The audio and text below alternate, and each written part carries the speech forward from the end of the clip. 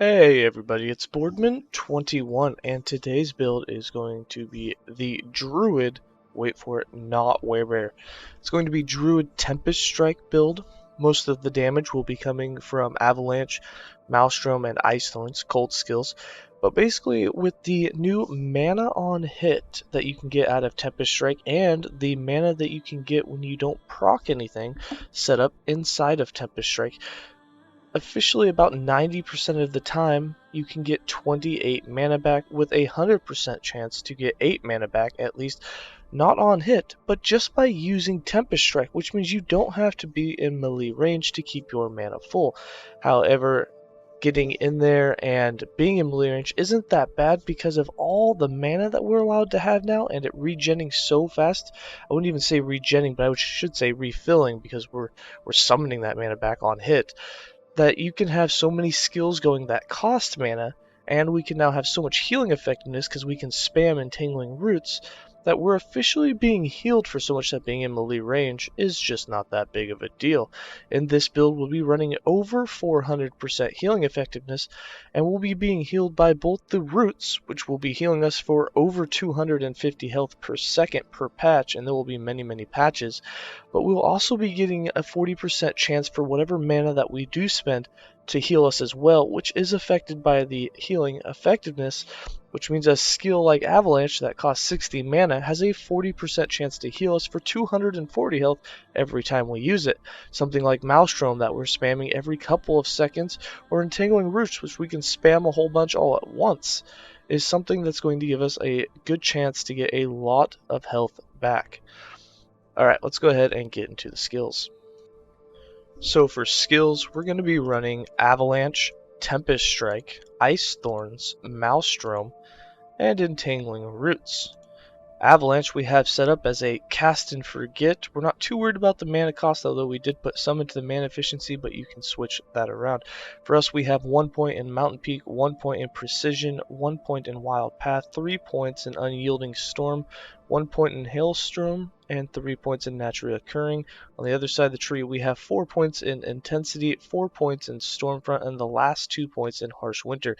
You don't really need the mana efficiency because you get so much mana back. You can take these 3 points out and put them elsewhere. You could get 20% more hit damage. You could do the Fissures. You could do some freeze chance, or in our case, convert it to physical because we have quite a bit of stun chance coming out of Maelstrom.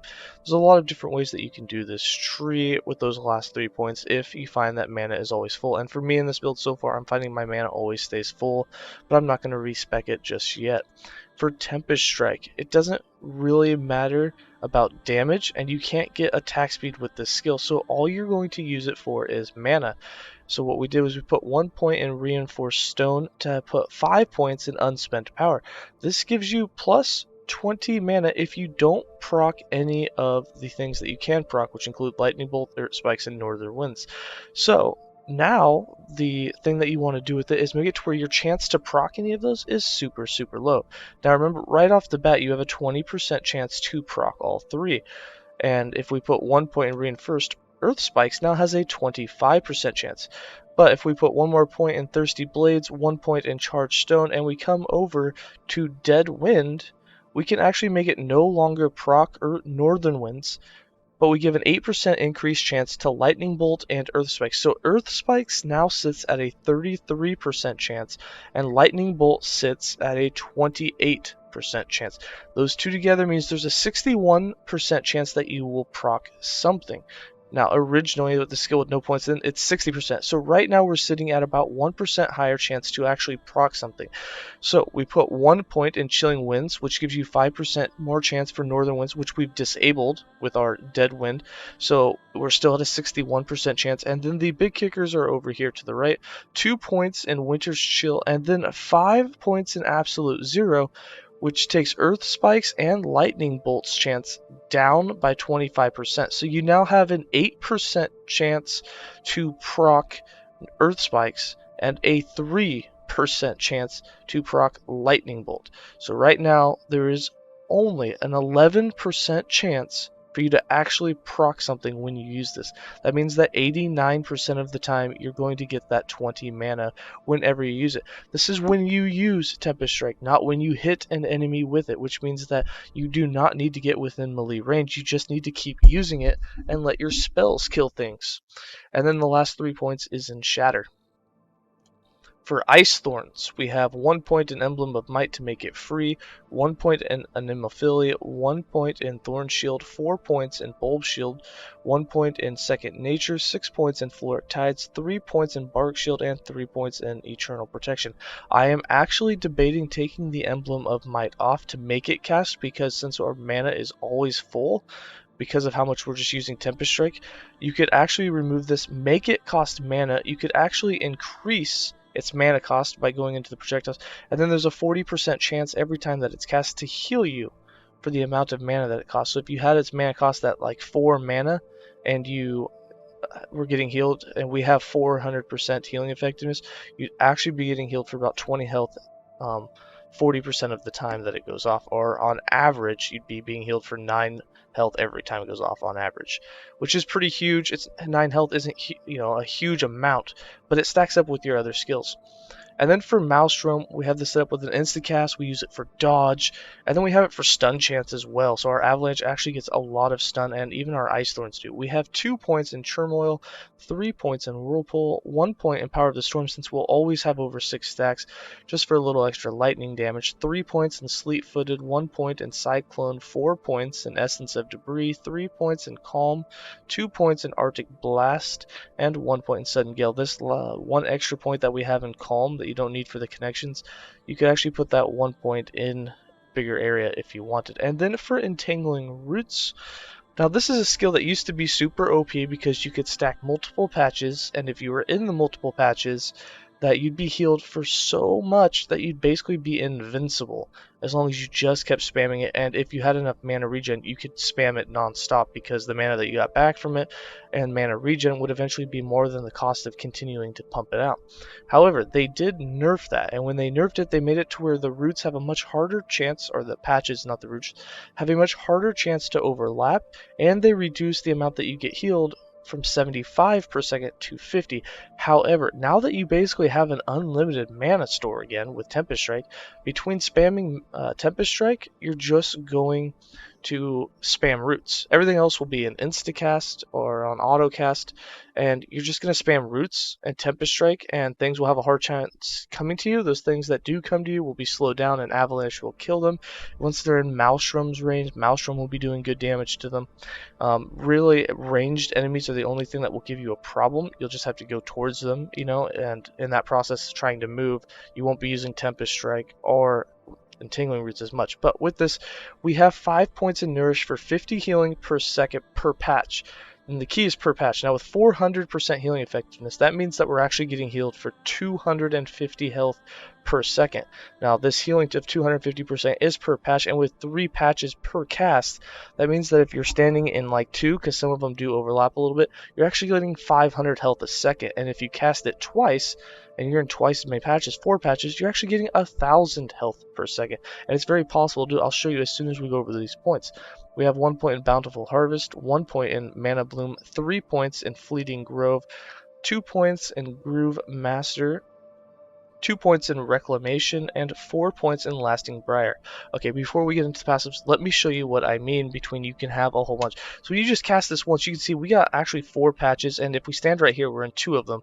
So just right there, we'd be getting 250 times 2, so you'd be getting 500 health a second. Now, if I spam this twice, you can see the roots are really stacking up, and if I have my Tempest Strike, my mana is back to full already, and we can keep this going. And we just keep going back and forth, and you can, I couldn't even tell you how many roots we're actually standing in right now, but you're being healed for like 2,000 to 3,000 health at least per second just from the roots. Now you're not going to spam it that much, but you are going to keep a bunch of patches going at all times. But you will also be spending your mana on Avalanche and your mana on Maelstrom. And between all of those and the fact that there's a 40% chance when you cast these to be healed for that amount of mana spent, that you're going to have full health almost at all times. So getting one shot is really the only way that you're going to die, or standing in damage over time that does damage over time faster than you're able to put out the hills. Although if you just start spamming roots, there's no way you're going to die. Although I still don't recommend standing in Death Screech. For passives, we have 20 points in the base Primalist class with 2 points in Natural Attunement, 5 points in Tempest Born, 6 points in Primal Strength, and 6 points in Survival of the Pack, and 1 point in Thorn Bond. We have 20 points in the Beastmaster with 5 points in Salvagey, 5 points in Lamprey Teeth, 1 point in Artist Loyalty, which you no longer need this because we're not running a companion. I would put that 1 point instead in Boarheart, so 5 points in Boarheart and 5 points in Porcine Constitution.